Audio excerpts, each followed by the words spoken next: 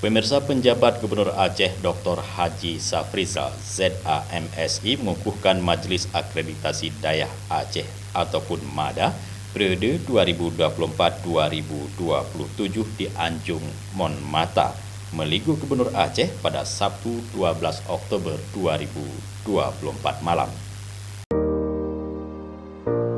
Susunan kepengurusan MADA yang dikukuhkan terdiri dari Tengku Marbawi Yusuf selaku ketua merangkap anggota, Teguh Zulkhairi selaku wakil ketua merangkap anggota, Tengku Nazarudin sebagai anggota, dan Tengku Ayub Bardan selaku anggota. Dalam sambutannya, PJ Gubernur Safrizal menekankan pentingnya MADA sebagai lembaga yang mendukung pelaksanaan syariat Islam di Aceh sesuai amanat Undang-Undang Nomor 11 Tahun 2006 tentang pemerintahan Aceh yang menguatkan pendidikan Islam.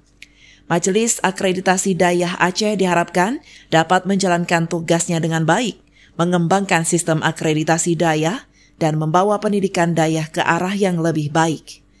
MADA periode 2024-2027 memiliki tugas untuk memimpin pelaksanaan akreditasi dayah, menetapkan kebijakan, prosedur, dan tahapan akreditasi, serta memberikan rekomendasi hasil akreditasi kepada Gubernur Aceh melalui Dinas Pendidikan Dayah Aceh.